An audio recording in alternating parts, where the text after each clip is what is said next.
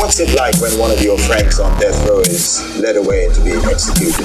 You have a prepaid call from William.noguera. an inmate at the California State Prison, San Quentin. This call and your telephone number will be monitored and recorded. It had to be a different complete guy, which is the guy who walkways of San Quentin death row, and without a gang, without a group of people around, it was just me. Soon after you went into to be on death row, and you didn't really understand the prison workout system so much, but then he said, we're going to do 75 sets of it. To me, that seems extreme. So I'm wondering if there's a danger of overtraining, wearing yourself out so that you're... No, that's actually funny. It's funny. I'll tell you why. That's a good one, man. I'll tell you why.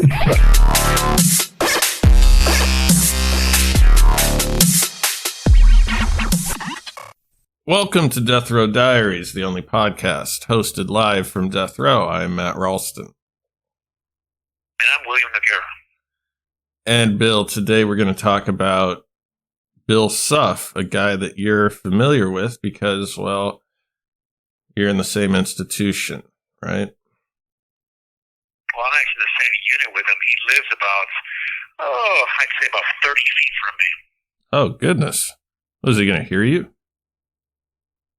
Probably not, but if he does, at this point, we want to discuss these people because I think it's important the public understands who these guys are. So, throw caution to the wind. Let's talk about these guys. I've been kind of only reserving myself for people who are dead or people not really associated with me, but I think it's important that we start talking about these guys that I know intimately because I watched them and I've watched them for decades.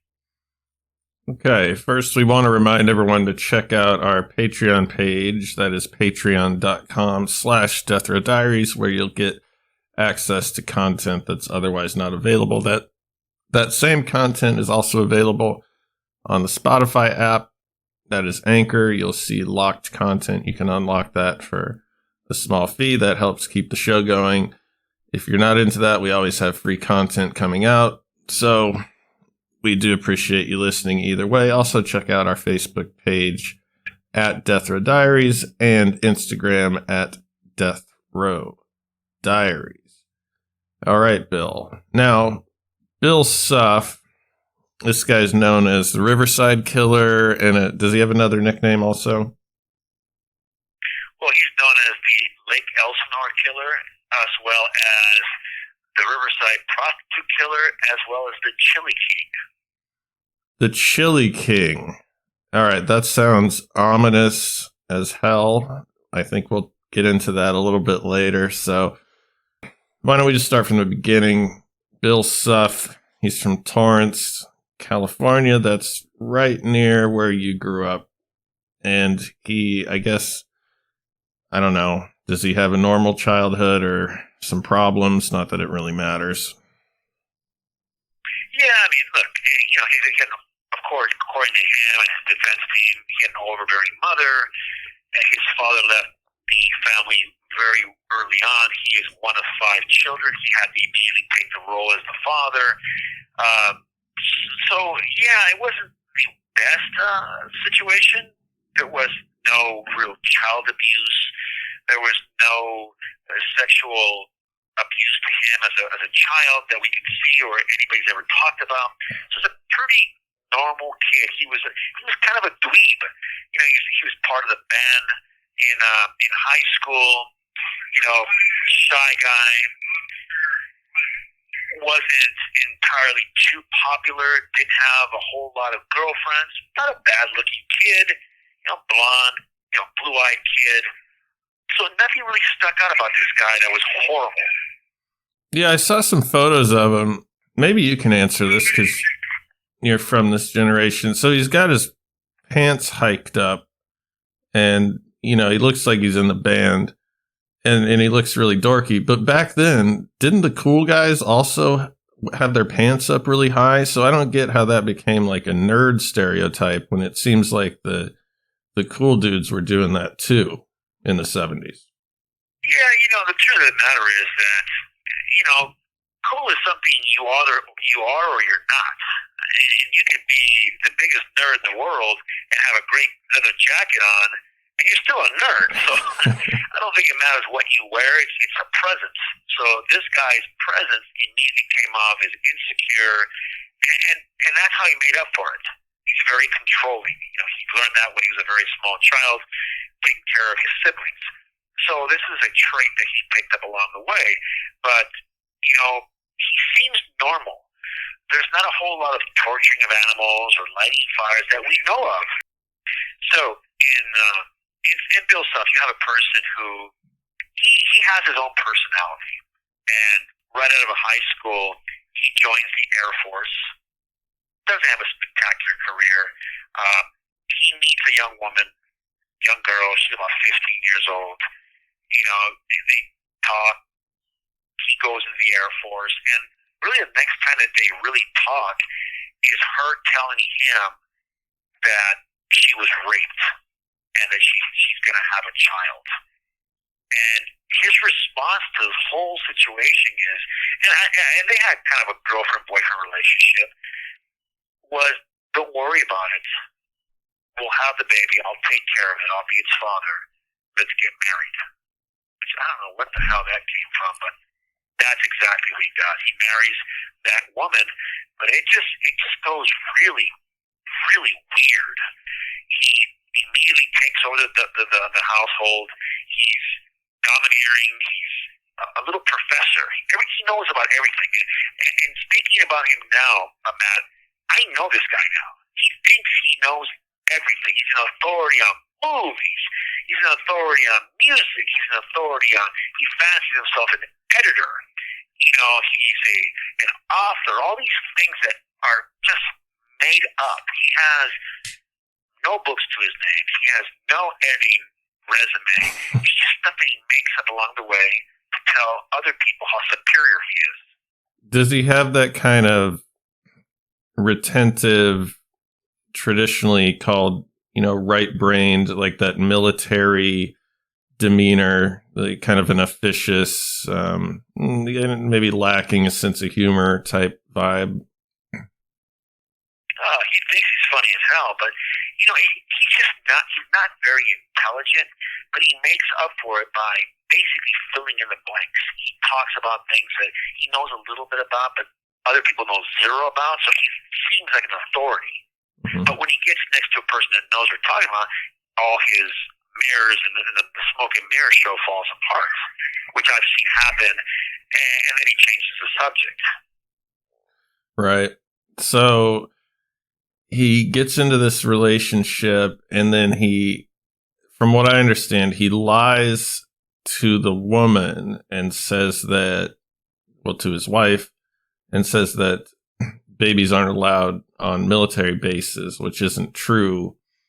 And so it seems like this baby is a point of contention. Maybe he does care for the woman, but not the baby. Well, correct. And he's a narcissist, so he needs all the attention on him.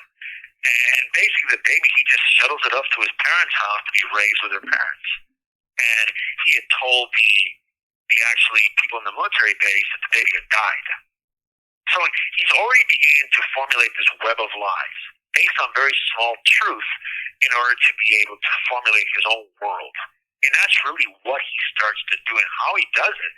But it's really interesting because soon after that, the woman has a boy, a child from Bill Suff, which he calls also Little Bill or Junior. And that seems to please him a bit. But it doesn't last because he abuses the little boy.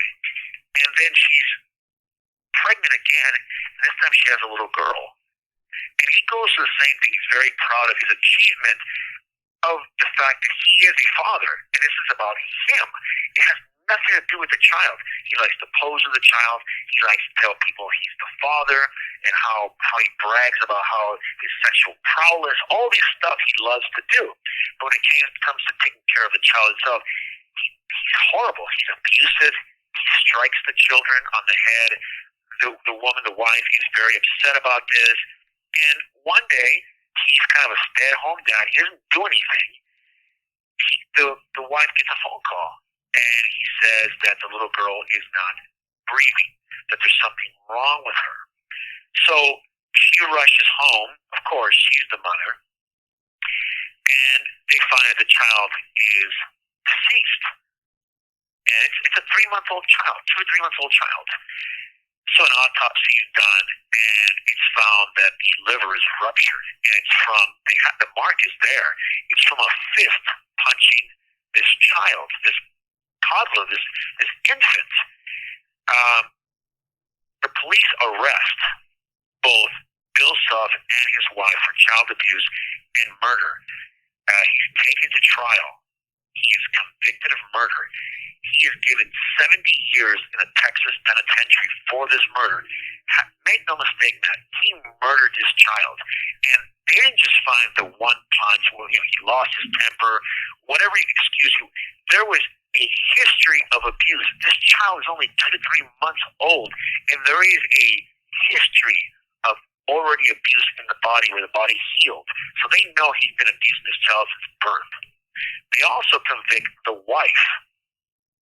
They charge her and convict her, but a court later reverses that, finds that there's no evidence that she had anything to do with the murder of the child.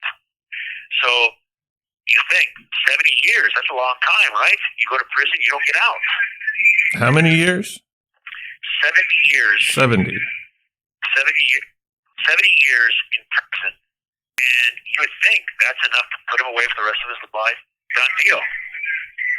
Not even close. They let him out after 10 years. Wow. Yeah, he gets out and he relocates to his old stomping grounds, which is Riverside, the Lake Elsinore area. So, Matt, we've talked about how serial killers, when they're caught early, they go to prison, and really they begin to develop their MO. This call and your telephone number will be monitored and recorded. They begin to develop their taste, what they want to do. We saw with Bittaker and a number of different serial killers who have gone to prison. They get out, and then they start a new spree. We already know he's a killer. He killed a 3-month-old child and abused his son. He shot his dog, for God's sake.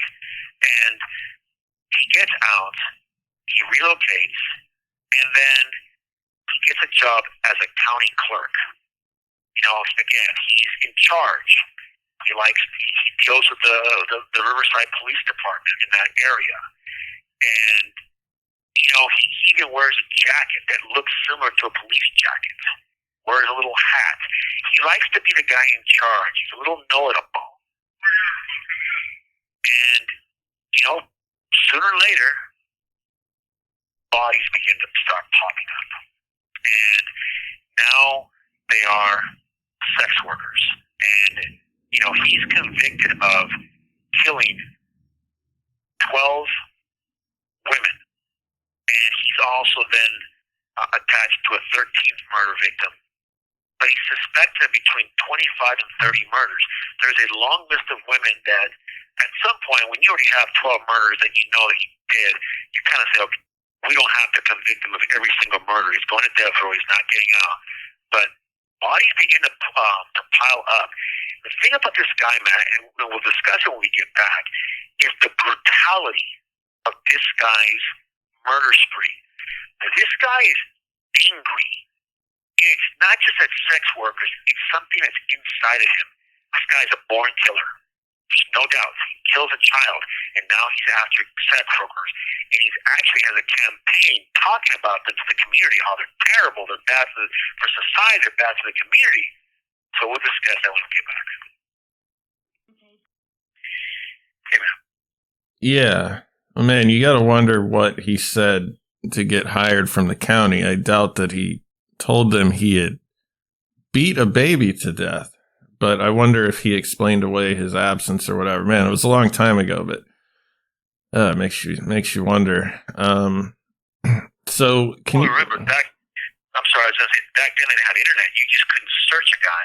So the county records would not have any of his actions in Texas. It's another state, another county. It's really different. He actually should never. He was not supposed to leave Texas as he's on parole. But in those days, you could easily just jump a state and no one would know because law enforcement back then didn't share information. Yeah, I guess I don't know how hard it is to get those jobs, even seeing it. Well, for Christ's sake, I've forged many resumes in my life, let's be honest. So, wow. What was the... Can you elaborate a little? He had like a campaign against prostitutions? Like, what do you mean by that? Like, he was just walking around, like, spouting off, like, Republican, I don't know, moral majority type stuff, or what? Well, no. What he was doing was, because he got the county job, he really began to speak to a lot of employees, a lot of different people. He'd go to community programs where the community meets to talk about topics in that particular community, like a town hall meeting. And he would really become the authority on these prostitutes, that he didn't want sex workers here, the drug use, their bad influence on children, all these things that he really believed in, he was spewing. So he became the authority.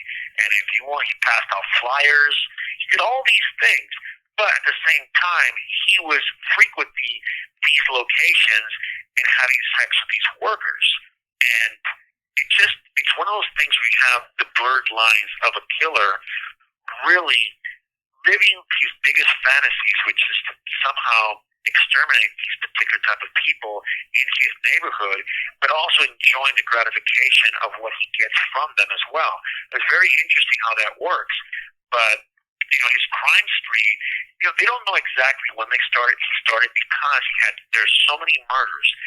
But they have a pretty good point where he started, and it was like January the 10th, 1989. There is a sex worker by the name of Rhonda Jedmore. And Bill Suff approaches her. They make an agreement for a sexual encounter. And suddenly, he begins to choke her. He gets up, however, begins to really manually strangle her. She's able to hit him with a flashlight and run out of the place. He tackles her. He brings her to... He's not a very big guy, by the way. He's only about 5'7", I think, on a good day. Not very big. But he's a man, so he's obviously stronger than a woman is. Most of these women have used drugs. They're not in the best shape of their lives, so he's able to subdue them very quickly. So, he really tries to kill her. But in all that, she knocks his glasses off, and he then has to find him, obviously. And in that, she runs out of the house. She flags down a car, and she happens to know who the driver is. Remember, she works in this neighborhood. And the driver sees Suff coming after him, pulls out a gun, and fires at him, which scares him off. And nothing happens. They don't know who it is. They don't know his name. They have a brief description of a guy, guy in his 40s, kind of a dirty-looking white guy. It matches a million people's description, so nothing comes of it. So 6 months pass. On June the 12th, 1989, Kimberly Little, who's 28 years old, is found strangled to death, and it's manually strangulation. She's on the side of a road next to Lake Elsinore. And from the autopsy, she's been struck in the head and then strangled with a hand. But she has all over her body burn marks from a cigarette. The injuries took place while she was alive, so it was torture. She was found covered in this towel that had red, white, and blue fibers. And that's all they found.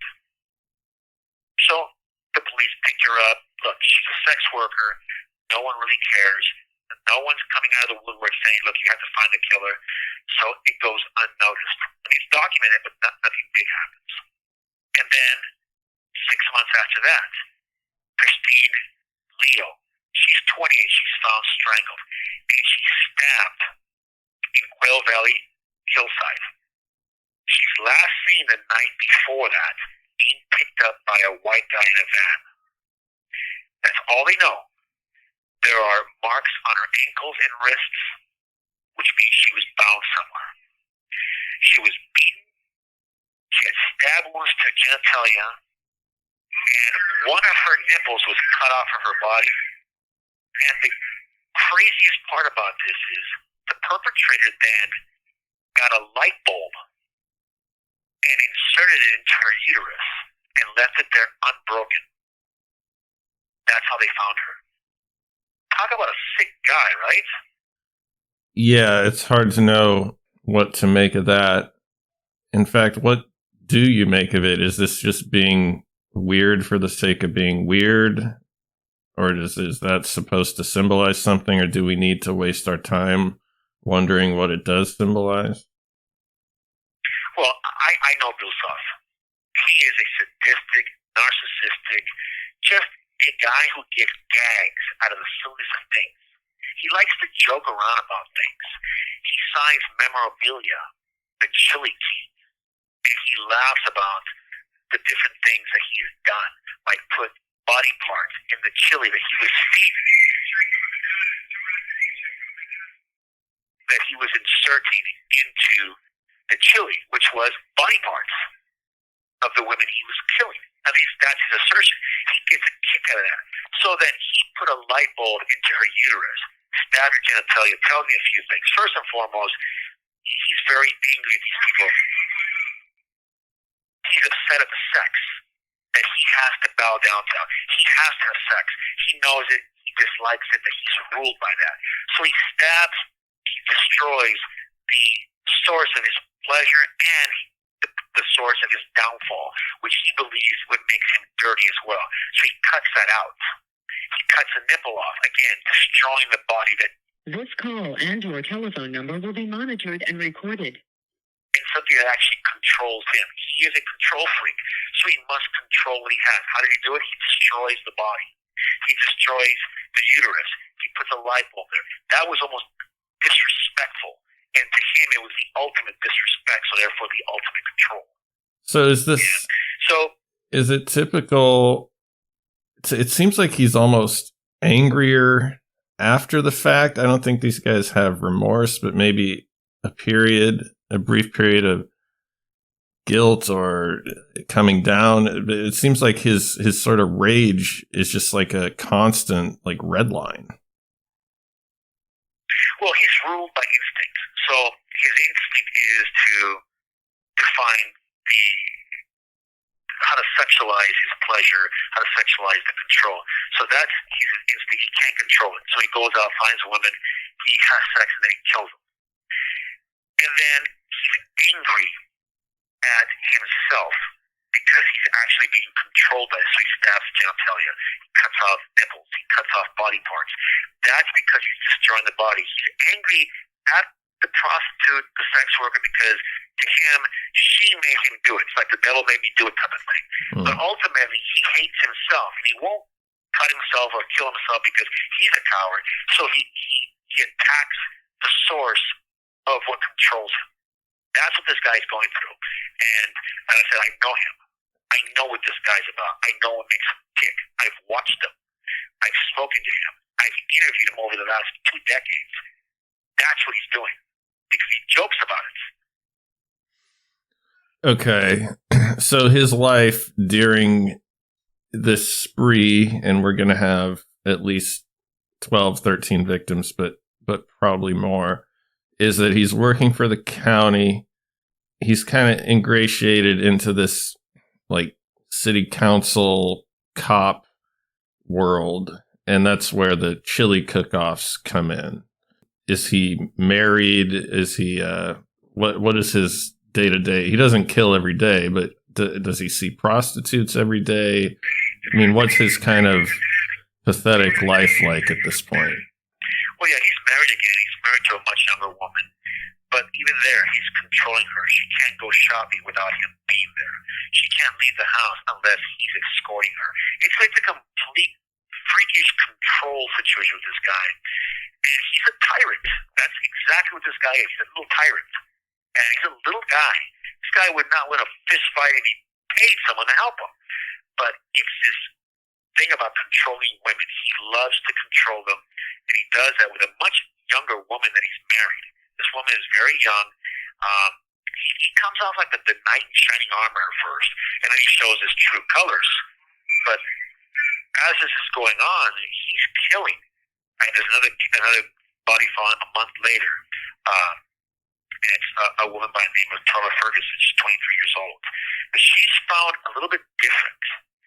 So he begins to pose them. He throws them in trash bins. This woman was found in a trash bin. He puts her in a trash bin. He props her legs open, poses her. He has a trash bag put over half of her body, covering her face and her top half. She's bound and she's beaten, which is really weird, but there's also people talking about a guy in a silver van. And that's what police are beginning to hear. There's a guy in a silver van. And it picks up a month later, Carol Miller. And this one, they find her in an orchard, in a grapefruit orchard. She is beaten, smothered, stabbed 5 times. She's nude except for a t-shirt pulled over her head, like he doesn't want to look at the face. And then next to the body, they find a peeled and half-eaten grapefruit just started there. Like after he got done with this, he ate a grapefruit, thought, oh, no big deal, and just tossed it and walked away. Which is really interesting because it kind of shows his demeanor. It shows this guy is very flip about it. It's not that big of a deal. I just accomplished a goal. I was thirsty. I was a little hungry. I had a grapefruit, and I walked away. No big deal. So you kind of get the picture of what this guy's like. Yeah, he's got a chip on his shoulder. So you don't think the grapefruit is to signify, because he knows that they're going to find the body. So that's not to send a signal. That's just that he's just very casual about it. Is there almost an element of him proving something to himself, though, like being a little bit demonstrative, like, look how cool I am type of thing? Yeah, I think it's probably even simpler than that. I just think he's a little hungry. I just did a lot of work here, took out the trash, and I'm going to have me a grapefruit. I think it's that simple with this guy. I know this guy. I know how he is. He's very gregarious, and and this, and I cannot. And that's the way he is. And the mutilation of the bodies just keep more and more. There's a woman by the name of Cheryl Coker. He kills her in November 6, 1990. And he throws her in a dumpster. He strangles her with a wire, and the force is so much that he almost cuts the neck with the wire that he strangles with her. He cuts off her right breast after she's dead. It's post-mortem. And he just throws it about 30 feet away from the body. This guy has, it's no disregard, it's complete disregard, it's complete I don't care type attitude. Let me call back. Thank you for using Global Tel Link. Hey. So are you saying, I think I'm starting to get it a little bit, in that he's kind of a dumb guy. So he just kind of lives in the moment, a lot of instant gratification. He doesn't do a lot of self-reflecting or even looking back on events and analyzing things. Like a dumb guy sees a corn dog stand and he goes, I want a corn dog. He doesn't go like, well, what's the saturated fat content or whatever. Like, is he really kind of like, he's just in the present for the most part, and he's like, I want to do this, and that's what I'm going to do, and then moving on. Yeah, his instincts rule this guy. He has no discipline. He is a killer who he gets the urge, and he allows it to completely dominate him, and he goes out and does what he does. And he has this MO of dumping women near trash cans, because he's telling us, to him, he's taking out the trash. He poses the bodies in a really, almost like a nasty way. He wants to show that these women are sex workers. Their bodies are, to him, they're just trash. So he puts them next to trash. When he poses them in very lewd positions to show off their genitalia. He cuts off the breast because and he stabs the genitalia because it's what he wants to prove that women are lesser than him. And that's why he attacks the breast so much. And these are things, a mother's breast is what gives life to a child. To him, there's a problem with that. That doesn't work for him, so he attacks that particular part of the body. And then there's a task force assigned to this case, and they begin to put out information. And one of the particular insights of this task force was that this guy only kills white women. And that's what they had put out. That's what his MO is. He likes to kill white sex workers. And what does he do next? Just to kind of mess with their head, he goes out, and on September the 13th, 1981, they find the first black sex worker that's killed. Her name is Catherine McDonald. And he did it for one reason. He did it for the reason because the police said he only kills white women. He wanted to prove them wrong. But in this situation, it was a really bad. All of them were bad, but this was really bad. The girl was 4 months pregnant, first of all. He posed her with her legs spread, feet together, arms stretched out. The right breast was removed post-mortem. He stabbed the genitalia numerous times. They find shoe prints matching other crime. They also found her head was buried in the ground. So he posed her in such a weird way in order to really defile the body. This guy was a terrible person. He is a terrible person. There was severe trauma to the body. And I think he did it almost because he was angry that he felt he had to prove the police wrong, but he also did not want to cross that racial line. He wanted to kill prostitutes that were Hispanic or white. For some reason, the black sex worker upset him highly. So he really inflicted a great deal of trauma to the body, almost like it was making him angry that he had to prove them wrong. That is a level of depravity that we've rarely touched on, and we touch on a lot of it. I mean, the fact that he would go out of his way to signify his disgust at someone that he killed and bury their head in the ground as if it's their fault or something. I mean, my God, is he a racist? He is whatever makes him happy that day. I don't believe that he is the kind of guy that takes the time to have some type of theory about racism or anything. I don't think he cares about that. But if it's to his convenience that particular day, maybe. I think his taste in women, like, some guys like blonde-haired women or brunettes, or they like somebody else. Mm-hmm. With him, it was he wanted to kill Hispanic and white sex workers. That was his MO. That's been his MO from the very beginning. What does he actually do in this situation? It's almost like he has to prove people wrong. If they tell him that you're only 5'7", he'll wear high heels and prove he's 5'8" or 5'9". It's just that's part of his personality.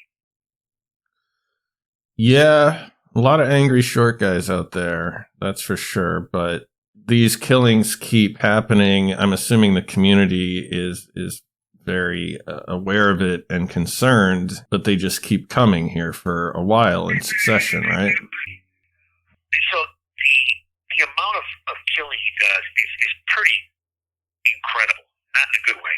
Because between 1989 and 1991, he basically kills about 25 women. Delia Zamora, 35, October 30th, 1991. He kills her by crushing her larynx. Eleanor Cassars, 39, December 23rd, 1991. Found in an orange grove. Breast removed post-mortem. Other murders attributed to him are Michelle Gutierrez, Charlotte Palmer, Linda Ortega, Martha Young, Diane Tullivar, Julie Angel, Sherry Pulser. These are just some of the murders. This guy had, it was a terror, almost like a spree killing in his own manner. And the way they caught him was just, I mean, pure luck. This guy worked as a warehouse clerk. He delivered the furniture, the desks, for the task force that was actually chasing him. So he was always around the crime scene, and I mean the crime laboratory where these officers and law enforcement were working. He was often there getting comments about, "Oh, you found another body. Oh, you're working overtime. This guy really is fast, isn't he?" He's making these comments while he's there. He makes it a point to come back to deliver desks, to give the officers better chairs because the chairs they delivered before weren't that good. So he's making excuses to get into the room with the same officers in order to kind of look and tease them with little tidbits that he may have and get a chuckle out of them. This guy is just he's the classic case of a serial killer who wants to inject himself into the investigation. It's incredible how much control he tries to put over on the task force, his life, the people he knows, and he's making mistakes. He's driving this van. It has 4 sets of tires on it, and the tires, each one is like one's a Goodyear, one's a Bridgetown on his van. So the cops already know that where he's driving, there are 4 sets of tires. So the car that they're using has these tires, and this is really going on. It's happening faster and faster. More bodies are popping up. And finally, an officer pulls over a silver van because it makes an illegal U-turn. When they pull him over, the officer finds in the back of it a bloody knife and a number of objects from the killings, ties and different things. It's January 9th, 1992. He calls it in, and it happens that the lead detective on the case, so the lead detective takes the call. She hears that there's a van, bloody knife, and the first question she has for the officer that has this guy pulled over is, what type of tire is on the front of the van? When he tells her what it is, she says, "Don't let him go, I'm on my way." And that's how they catch this guy. She gets there, she checks the 4 tires, and they match the crime scene tires. The knife, everything there matches. They immediately arrest this clown. And basically that's the end of the Riverside killer. Of course, he goes through a trial, and they convict him of 12 murders, and then a 13th one, and they have him attributed to another 12 murders. They think he's killed between 25 and 30 victims that he has. And I'm willing to bet it's a little bit higher than that, maybe 34 to 37. But this guy was prolific. 89 to 91, he probably killed between 38 and 36 and 38 women in the same area. So the tires on his van, when we're talking about the 4 sets of tires, so he had mismatched. He had 4 different brands of tire, a different brand on each wheel. Correct. That's exactly what he had. And his van was silver, which is not that common, but also it's very bright and reflective and shiny. So between those 2 things, he didn't really do that very smart, did he? No. And of course, there's the knife in the back of his car. It still has blood on it. Yeah, that's bad. I mean, they knew it was him. I mean, they investigated him right away. They know he killed his own child in 1973 in Texas. He did 10 years. He never should have left. And then they're attributing all these murders to him. There's the Chili King thing, too. He was cooking chili for the law enforcement that were investigating him. He won an award for God's sakes. And he jokes about it that he actually put body parts of the women he killed in the chili, which made it gave it better aroma. I've heard him say this. This is not me making this shit up. This is me talking to this clown and him telling me what he did. So when did he start with this chili claim? First of all, it's a little bit biased, like certain people, they like foie gras. I can't really get into it. He's assuming that everyone else enjoys the human flesh or something, where that's more just him and a few other people. So I want to put this chili thing to bed and hopefully never speak of it again, because it's very disgusting. What? Okay, so he had a hobby of making chili, and he would do it at like community gatherings, from what I understand. Would he bring it to the police that were doing the investigation, like when he was delivering furniture, like, hey guys, you're my friend, right? Have some chili, that type of thing? Absolutely, sure. And also at these cook-offs, these police like gatherings where they're doing a community service, that he'd bring his chili. He actually won a couple of awards in different places. They weren't national awards; they were just community things. But of course, talking to him here, he was an award-winning chili maker, and the whole world recognized him and all this stuff. He takes a grain of truth, and he creates a freaking narrative that only he could have created. But according to him, because he even signs recipes here. That's the other creepy part. This guy gets letters from people. Other inmates here he will sign. He'll write down the ingredients. He'll sign it. The Chili King, Bill Suff. It gets him off. It's something that somebody wants from him. He is the authority on it, so it gets him off. Well, do you believe him about this? Was he serving chili with human meat in it to the community and to law enforcement, or is he prone to lying? Well, he's prone to lie, obviously, but I do believe he did that. I think it got his rocks off. I think it fed the people that were investigating him really what he despised of the most. He gave law enforcement trash, what he believed was trash, being sex workers. And it got him off. It was a bit of control for him. And I think that he providing food for them, and more than likely cut a lot of breasts off, that he was providing breasts. It really gets him going. When I spoke to him about it, you should hear him giggling about this stuff. So I absolutely believe it. He also was caught with a lot of purses and jewelry and small trophies he took from the victims. They found him in his home.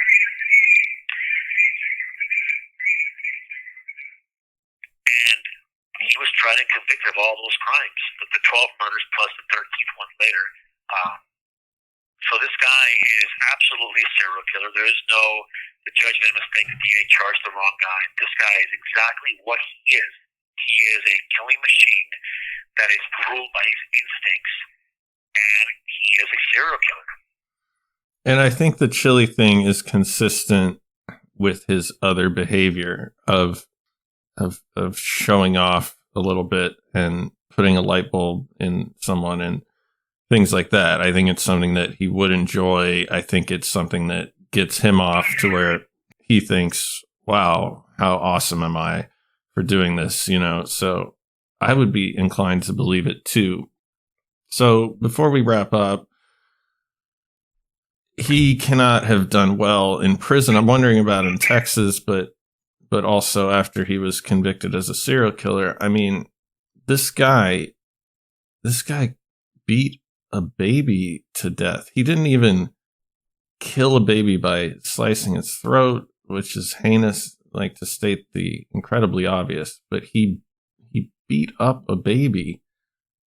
I would imagine on the echelon of hatred and persona non grata in prison, this guy possibly could be number one. Oh, he's up there, but he's in a protective custody yard. He's in the ADA yard, and for those who are wondering, well, why didn't Bill do something? Well, look, my job is, as an IDAP worker, that wants to care for these people. My job is not to inflict justice on them. So I was there, I believe, for a bigger picture, which was to learn about these guys, understand them, and then give a service to the public. It wasn't to take this guy's head off, but if this guy walked into any other yard, in any prison where it's a normal level 4, he would be dead in seconds, because he is, as you mentioned, persona non grata. He is the top, which is a person who harmed a child. On top of that, he's a serial killer, a rapist, just a piece of garbage, and he would be killed immediately. Unfortunately, it's never going to happen because he's in a protective custody yard, and there is no real death penalty in California. So he'll live off the rest of his life telling stories, signing autographs. He even has cards, little trading cards with his picture on them. On the back of the picture, there are the names of his kills. And they trade those cards here on St. Quentin's death row. They also send these cards to their groupies. This is something that exists. This is something I'm making up. It absolutely exists. So, in your studying of these guys, listeners, if you go back a few episodes, you'll see Larry Naso, and that's a guy that you studied in depth. And I know that you tried to see what you could get out of Bill Suff, but so how would he kind of stack up? Like, did you get anything out of him, or is he just kind of, I don't know, is he not thoughtful? Is he doesn't express much? Or let me start over. What's it like talking to Bill Suff? You're always trying to get information out of these guys. I mean, how does he compare to some of the other guys that you covertly manipulated and studied and kind of buddied up to, in a pretend way? Yeah, with Bill Suff, there wasn't a whole lot of mystery. There wasn't, a list where law enforcement couldn't find out who these people were. So it was very difficult to say, well, I want to find out about this person. Where is this person at? So my approach with him was a bit different. I was trying to learn about his traits, his behavior, what motivated him. So I learned a great deal. Every serial killer is different, so every study for me is completely different. Some have similarities, but everyone has a different tick, a different instinct, why he does what he does. So from him, I received a lot of intel regarding the behavior of a serial killer, specifically him as a serial killer, and why he killed as he did, why it was important for him to cut the breast off, why it was important for him to do all these things. And actually, I'll divulge that, I am in the midst of writing a book about William Suff as well, because he is very interesting and he gives insight into the mind of a predator of this type. Every one of them is different, and we have other books written about these guys that's really basically regurgitation of the trial, what he's accused and what he was convicted of. I believe that true crime has to be on something discovery, something that the reader is learning. Once you read one true crime book, you basically have read all of them. That's the reason I read Through the Lens of a Monster. I wanted to give new insight, real intel that was groundbreaking about the field of serial killers. It's pretty messed up, and I've never thought about this before, but in the way you're describing Bill Suff and throughout your interactions with him, and even in his civilian life, seems like kind of a happy guy, like happier than I am even. Am I misreading that? No, you'd be absolutely correct. A lot of people call him a very gregarious guy, a guy who would always help. If someone needed something, he'd be the first one there to help you. Always there. Very helping neighbor. He liked to help everyone. Kids, if you need your kids looked after, Bill will do it. If you need your lawn cut, hey, Bill Suff will do it. So yeah, you're right. He's always smiling, always laughing. But behind that mask, a monster existed. And it's a terrible picture behind that mask.